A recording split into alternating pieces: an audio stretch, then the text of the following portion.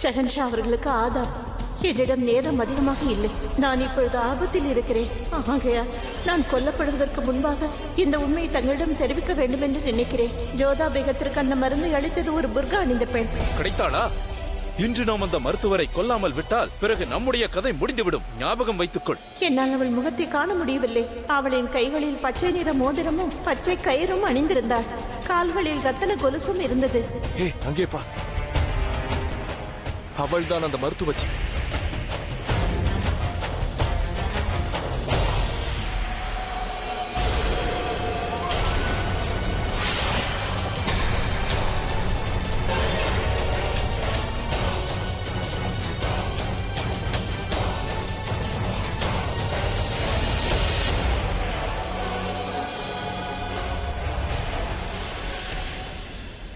ஹக்கீம் சாய்பா, தாங்கள் எங்கிருக்கிறீர்கள்? இங்கே பாருங்களேன், ஷெஹன்ஷா தங்களின் திறமையை போற்றி தங்களுக்கு முத்துமாலையை பரிசாக கொடுத்திருக்கிறார்.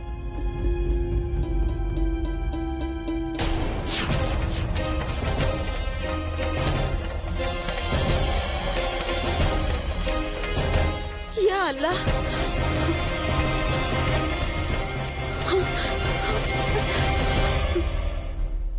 என்ன கொடுமை குதா! இவ்வளவு பெரிய சூழ்ச்சியா? ஷஹன்ஷா அவர்களே, ஜோதா பேகம் தாயாகவில்லை என்றால் எதற்காக இவ்வளவு பெரிய சடங்குகளை செய்ய வேண்டும்? இது அவர்களுக்கு தெரியக்கூடாது என்று நான் நினைக்கிறேன். முதலில் இந்த திட்டத்தை தீட்டியது யார் என்பதை நாம் தெரிந்து கொள்ள வேண்டும். அதுவும் சரிதான் ஹுசூர். இது போன்ற குற்றவாளிகளை உடனே கண்டுபிடித்து தண்டிக்கவில்லை என்றால் குற்றங்கள் பெருகிவிடும்.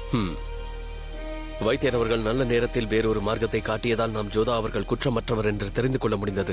அது மட்டுமல்ல, நாம் ஷெஹன்ஷா. என்னவாயிற்று சலீமா பேகம்? ஏன் பதட்டமாக இருக்கிறீர்கள்? ஷெஹன்ஷா ஹக்கீம் சாய்பா அவர்களுக்கு என்னவாயிற்று? அவரை கொன்று விட்டார்கள் ஷெஹன்ஷா. நீங்கள் அளித்த பரிசை கொடுப்பதற்காக அவருடைய வைத்தியசாலைக்கு சென்ற போது அவர் கொல்லப்பட்டு உயிரற்ற நிலையில் கிடந்ததை பார்த்தேன்.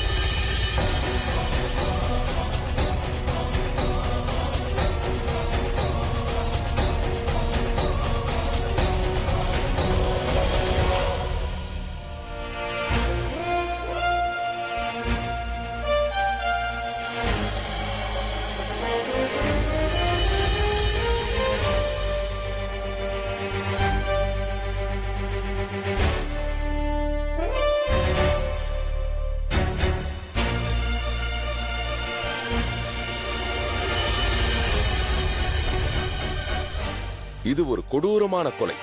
பல பேரது உயிரை காப்பாற்றிய இவர் தனது உயிரை பாதுகாத்துக் கொள்ளாமல் விட்டுவிட்டாரே. இந்த கொடுமையை செய்தது யாராக இருந்தாலும் சரி, அவர்களுக்கு மரண தண்டனை நிச்சயம். இவரது உடலை தக்க ராஜ மரியாதையுடன் தகனம் செய்யுங்கள். இவர்களது குடும்பத்தார் அனைவரையும் அரசாங்கமே பார்த்துக் கொள்ளும். நமது மாளிகையில் இவ்வளவு சிப்பாய்கள் காவலுக்கு இருந்தும் இந்த கொலை எப்படி நடந்தது என்பதை நாம் தெரிந்து கொள்ள வேண்டும். இன்றே எனக்கு அந்த பதில் வேண்டும். அவன் யார் என்பதை நான் தெரிந்து கொள்ள வேண்டும். அவர்களது திட்டமும் எனக்கு தெரிய வேண்டும்.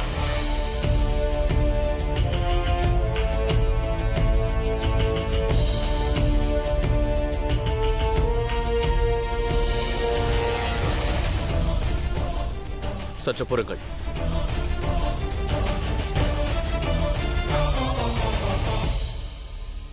இவர்களது கரங்களில் மண் எப்படி வந்தது? மண்ணோடு என்ன வேலை? அவர்களை எடுத்துச் செல்லுங்கள்.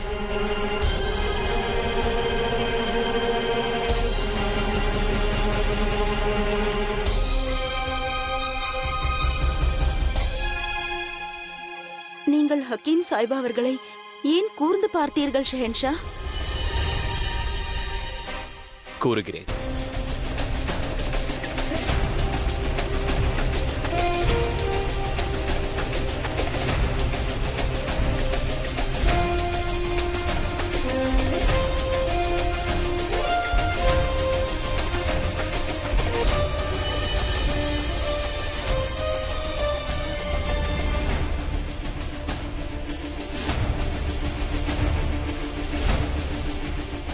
அவர்களது கரங்களில் மண் இருந்தது.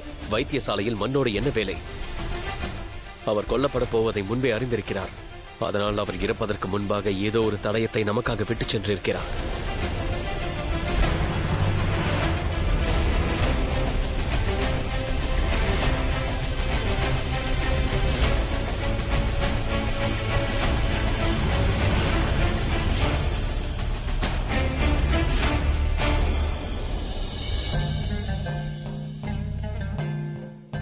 இதை படித்துக் கூறுங்கள்.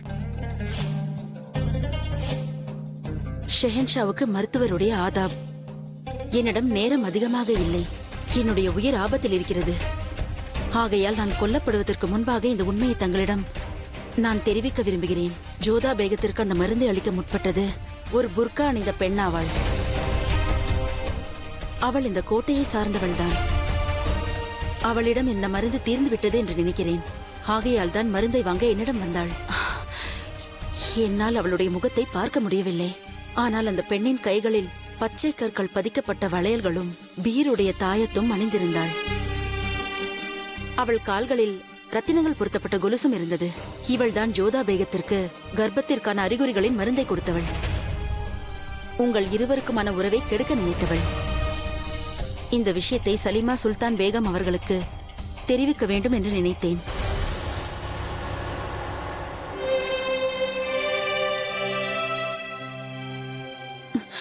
இவள் அவளைதான் ஷெஹன்ஷா. நான் சமையலறையில் பார்த்தேனே அதே பெண். என்னால் அவளுடைய முகத்தை பார்க்க முடியவில்லை. ஆனால் நான் அந்த ஸ்திரீயின் கண்களை மட்டும் பார்த்தேன். அவள் கால்களில் கொலுசு இருந்ததையும் நான் பார்த்தேன். அதன் ஒளியால் தான் நான் அவளை கவனிக்க நேர்ந்தது. இவள் அதே பெண்ணாக தான் இருக்கக்கூடும். வைத்தியரை எதற்காக கொன்றார்கள் என்பது எனக்கு இப்பொழுது புரிகிறது. வைத்தியர் அவரை சந்தேகப்பட்டிருப்பார். அதனால் தான் அவர் கொல்லப்பட்டிருக்கிறார். அவள்தான் குற்றவாளி என்று வைத்தியர் கண்டுபிடித்திருப்பார். ஷெஹன்ஷாவிடம் தன்னை காட்டிக் கொடுத்து விடுவார் என்ற பயத்தினால் கொண்டிருக்கிறார். பெருமையாக இருக்கிறது. இறக்கும் சமயத்திலும் வைத்தியர் தன் கடமையை நிறைவேற்றியிருக்கிறார். அந்த பெண்ணின் அடையாளத்தை கூறி பெரும் உதவி செய்திருக்கிறார். இத்தனை சிப்பாய்களுக்கு நடுவில் இந்த கொலை எப்படி நடந்திருக்கும் என்று யோசித்துக் கொண்டிருந்த எனக்கு இப்பொழுது அனைத்தும் நன்றாக புரிகிறது. மாளிகையில் இருக்கும் ஒருவர் தான் இவை அனைத்துக்கும் காரணமாக இருந்திருக்கிறார். ஜோதாவின் மீதுள்ள கோபத்தினால் நான் அவளை கொன்று விடுவேன் என்று நினைத்திருக்கிறார். அல்லது அவப்பெயரின் காரணத்தினால் நான் ஜோதாவை வெறுத்து விடுவேன் என்று நினைத்தார். நாம் ஜாக்கிரதையாக இருக்க வேண்டும் சலிமா பேகம். பச்சை நிற கற்களில் கொலுசு அணிந்திருந்த அந்த பெண் யார் என்பதை நாம் கவனித்தாக வேண்டும். குறிப்பாக நமக்கு இந்த விஷயம் தெரிந்துவிட்டது என்பதை அந்த பெண் அறியக்கூடாது. ஞாபகம் வைத்துக் கொள்ளுங்கள், இங்கு நடந்த எதையும் நீங்கள் பார்க்கவும் இல்லை, கேட்கவும் இல்லை. அவ்வாறே ஆகட்டும். ஹுசூர், தாங்கள் விரும்பினால் சடங்கினை நிறுத்திவிடலாம். விழாவும் சடங்கும் நடக்க வேண்டும் அக்கா அவர்களே. நிச்சயமாக நடக்க வேண்டும். ஏனென்றால் விழா என்ற பெயரில் அனைவரும் வருவார்கள். அதில் இந்த பெண்ணும் வருவதற்கான வாய்ப்பு இருக்கிறது. நாம் விழிப்போடு இருந்து யார் அவள் என்பதை கண்டறிய வேண்டும். அத்தோடு இது ரகசியமாகவும் இருக்க வேண்டும். ஜோதா பேகம் கர்ப்பவதியாக இல்லாததால் இந்த சடங்குக்கு எந்த பொருளும் இல்லை. ஆனால் அந்த குற்றவாளி யார் என்பதை கண்டறிய வேண்டும் என்றால் நாம் இந்த விழாவை நடத்தியாக வேண்டும். தங்களது கட்டளை நிறைவேற்றப்பட்டு விட்டது ஹுசூர். ஹக்கீம் சாஹிபா அவர்களை நாங்கள் கொன்றுவிட்டோம். ஆனால் பிணத்தை எங்களால் அப்புறப்படுத்த முடியவில்லை. சிப்பாய்கள் பார்த்து விடுவார்களோ என்று பயந்து விட்டோம். உண்மை யாருக்கும் தெரிந்திருக்க வாய்ப்பில்லை. யாருக்கும் தெரியவும் கூடாது. இன்று இரவு அந்த சடங்கு முடிந்து விட்டால் போதும். அந்த பெண் அவளது வேலையை முடித்து விடுவாள். அதோடு அனைத்தும் முடிந்துவிடும்.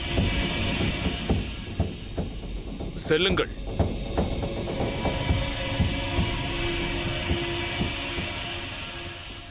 கேள்வியுற்றீர்களா தாயே? முனிம் கான் அபு மாலியை காபூலிலிருந்து விரட்டி விட்டான்.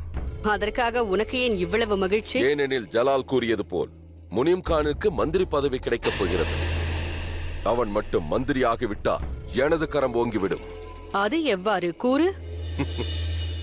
சட்டம் ஒழுங்கு மற்றும் பாதுகாப்பினை பார்க்கும் மந்திரி பாதுர் கான் தங்களது கைப்பொம்மை ஆயிற்றே.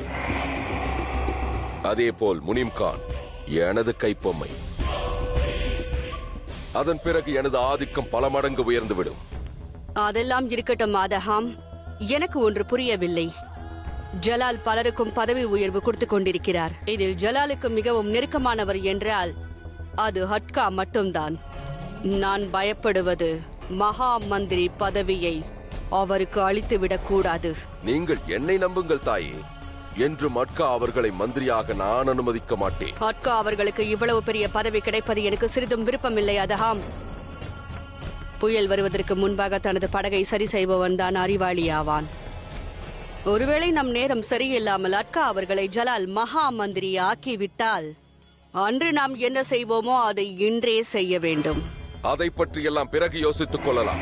முதலில் இதை கூறுங்கள். முகலாய ராஜ்யத்திற்கு வரப்போகும் வாரிசை பற்றி என்ன யோசித்தீர்கள்? பிறக்க இருப்பது முகலாய ராஜ்ய வாரிசா அல்லது இல்லையா என்று பிறக்க இருக்கும் அந்த குழந்தையின் முகத்தை பார்த்த பின்புதான் கூற முடியும். அதன் அர்த்தம் என்னவென்றால் முதன்முறையாக எனக்கு தெரியாமல் இந்த மாளிகையில் ஏதேதோ நடக்கின்றது. அதுவும் உண்மைதான். அந்த புறத்தில் நடக்கும் விஷயங்கள் ஜலாலுக்கு தெரியாதது ஆச்சரியமான விஷயம். அதைத்தான் கூறுகிறேன். ஜலால் அனைத்து விஷயங்களையும் அறிவார். ஜோதாவிற்கும் ஜலாலிற்கும் இந்த விஷயத்தில் சண்டை கூட நடந்தது. இருப்பினும் ஜலால் இந்த விழாவில் தான் தந்தையாக போகிறேன் என்று ஏன் கூற விரும்புகிறான் என்றுதான் எனக்கு விளங்கவில்லை. இதில் விளங்குவதற்கு என்ன உள்ளது? தங்களின் பிரியமான ஜலால் ஜோதாவிடம் காதல் வயப்பட்டு விட்டார். காதலுக்கு கண்ணில்லை அல்லவா? மயக்கம் கண்ணை மறைத்து விட்டது. அதனால் தான் ஜோதா பேகம் செய்த தவறுகளை அவன் கண்டுகொள்ளவில்லை. கண்களை மூடிவிட்டால் உலகம் இருண்டு விடாது அதகம். அத்திரைகள் ஒரு நாள் விலகிவிடும். அப்பொழுது நீயே பார். அந்த மகிழ்ச்சி என்னும் வெள்ளத்தில் நாம் இருவரும் மூழ்கி அப்படியே திளைக்கப் போகிறோம். தற்சமயம் ஒரு வேலை செய்வோமா? அங்கு அர்த்தமில்லாமல் நடக்கும் சடங்கை சென்று பார்ப்போம். வா செல்வோம். வா. அவ்வாறு அவர் செய்வார் என்று நீ நம்புகிறாயா? என்னை விட ருக்கையா பேகத்தை பற்றி வேற யாருக்கு அதிகமாக தெரியும்? ஏதாவது பெரிய விழா நடக்கும்போது அவரை கண்டுகொள்ளவில்லை என்றால் எனக்கு உடம்பு சரியில்லை என்று படுத்துக் கொள்வார். ஒரு சமயம் காய்ச்சல், இன்னொரு சமயம் வேற ஏதோ. இவ்வாறு நாடகம் ஆடினால் அனைவருக்கும் தெரிந்து விடாதா என்ன?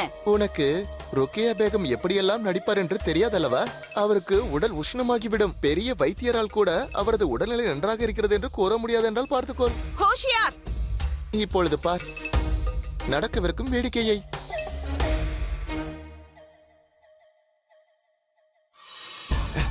கட்டளையிடுங்கள் உசூர். விழாவிற்கு அணிந்து கொள்ள எனது ஆடைகள் தயாரா? ஆம், தயார் உசூர். அதை என்னிடம் காட்டு. ஆகட்டும் உசூர். இந்தாருங்கள் உசூர். இதுவா எனக்கு? உனக்கு என்ன பைத்தியம் பிடித்து விட்டதா? சத்தியமாக இல்லை ராணி. தாங்கள் செல்ல மாட்டீர்கள் என்பதை நன்கு அறிவேன். தங்களுக்கு காய்ச்சல் இருக்கிறதா என்று பார்க்கட்டுமா? உன்னுடைய எல்லையை மீறாதே ஹோஷியார். முதலில் சென்று விழாவிற்காக நல்ல ஆடைகளை எடுத்து வா. அதை நானே தேர்வு செய்து கொள்கிறேன். இன்று நான் நினைத்தாலும் என்னுடைய ஆரோக்கியம் பாழாகாது. ஏனென்றால் நான் ஜலாலுடைய முக்கிய ராணி. அதோடு இந்த விழா எனது ஜலாலுக்காக நடக்கிறது. அதில் நான் கடைபிடிக்க வேண்டிய சம்பிரதாயங்களை நான் கண்டிப்பாக கடைபிடிப்பேன்.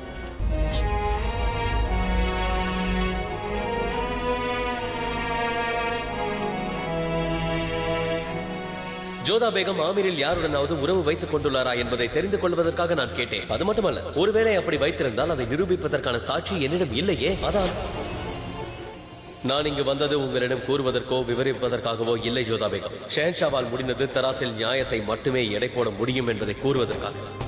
யாரோ அளித்த பரிசை இல்லை. என்னவாயிற்று ஜோதா?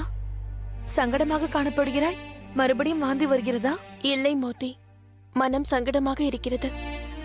இந்த விழாவில், இந்த சடங்கில் பங்கேற்பதற்கு எனக்கு சிறிதும் விருப்பமில்லை. நடந்தவைகளை மறந்துவிடு ஜோதா.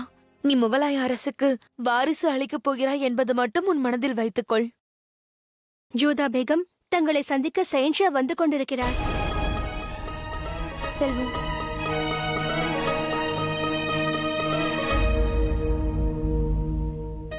மீண்டும் என்னை காயப்படுத்த வந்திருக்கிறார். என்னை அசிங்கப்படுத்தி அதில் சந்தோஷம் காண வந்திருக்கிறார். நீங்கள் ஒரு கற்புக்கரசி என்பதை நான் புரிந்து கொண்டேன் ஜோதா. நடந்த உண்மைகளை தங்களிடம் கூற வேண்டும் என்று நான் துடித்துக் கொண்டிருக்கிறேன். ஆனால் இப்பொழுது என்னால் முடியாது. அதற்கு காரணம் நான் உண்மையான குற்றவாளியை பிடிக்க வேண்டும். அதன் பிறகுதான் கூற முடியும்.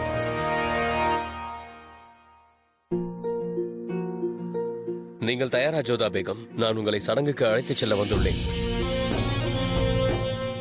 அந்த மோதிரத்தை அணிந்து கொண்டு கௌரவத்தை காப்பாற்றியதற்கு நான் உங்களுக்கு நன்றி கூறுகிறேன். தங்களுக்காக நான் இந்த மோதிரத்தை அணியவில்லை. இந்த மோதிரத்தை நான் அத்தை அவர்களுக்காகத்தான் அணிந்திருக்கிறேன். உண்மையில் இந்த மோதிரத்தை எதற்காக அணிந்திருக்கிறேன் என்று வருத்தப்பட்டுக் கொண்டிருக்கிறேன். எனக்கு சிறிதளவும் விருப்பமில்லை என்றாலும் இந்த விழாவில் நான் கலந்து கொள்ள வேண்டும். எனக்கு வேறு வழியே இல்லாமல் போய்விட்டது. எனக்கும் வேறு வழி இல்லாததால் தான் நான் இதை செய்கிறேன் ஜோதா. ஆனால் என்ன செய்ய? நீங்கள் என் வேகம் அல்லவா? உங்கள் அலங்காரம் முடிந்துவிட்டால் நாம் புறப்படலாம். வாருங்கள்.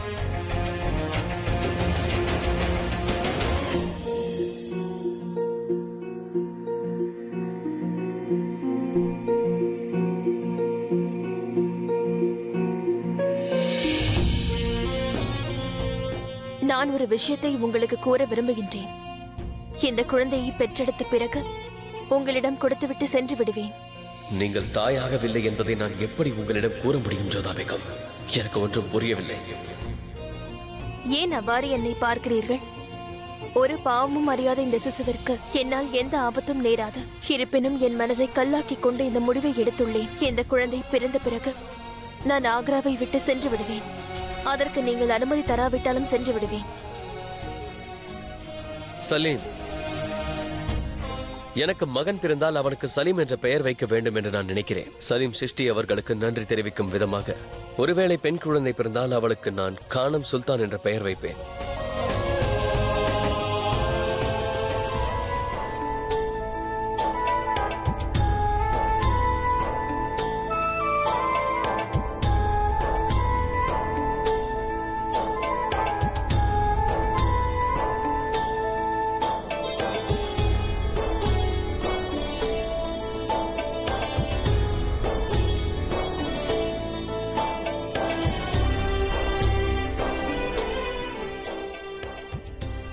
ஆதாப் அத்தை அவர்களே. சுபான் அல்லா ருக்கையா பேகம், இன்று பார்ப்பதற்கு நீ மிகவும் அழகாக இருக்கிறாய். மிக்க நன்றி அத்தை அவர்களே. என்னுடைய வேதனையை நான் எப்படி கூறுவது? மனதில் இருக்கும் வேதனை வெளியில் தெரியக்கூடாது என்பதற்காக நான் இவ்வாறு அலங்கரித்துக் கொள்ள வேண்டியதாகிவிட்டது. தங்களுக்கு எவ்வளவு மகிழ்ச்சி இருக்காதா என்ன? தந்தையாக வேண்டும் என்ற கனவு நிறைவேறிவிட்டது. ஆனால் அதற்கு தண்டனையை நான் அனுபவித்துக் கொண்டிருக்கிறேன். என் சுய மரியாதையை இழந்து. இம்முறையும் என் கோரிக்கை நிறைவேறவில்லை என்பதை நான் எவ்வாறு கூறுவேன் ஜோதா பேகம்? ருக்கையா பேகம் கர்ப்பமாக இருந்தபோது இந்த பெயர்களை நான் யோசித்து வைத்திருந்தேன் ஜோதா பேகம். ஆனால் இந்த பெயர்கள் சூட்டப்படாது. தந்தையாக போகிறேன் என்ற மகிழ்ச்சியை நான் காட்ட வேண்டும். அதற்காகத்தானே இந்த ஏற்பாடுகள்.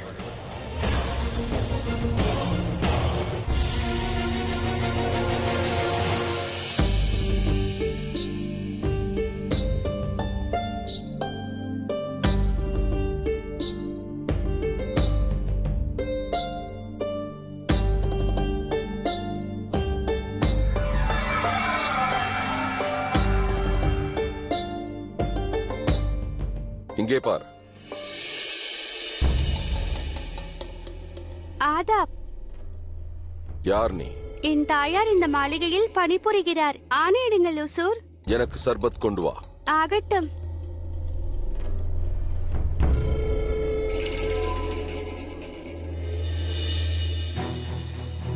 நன்றி.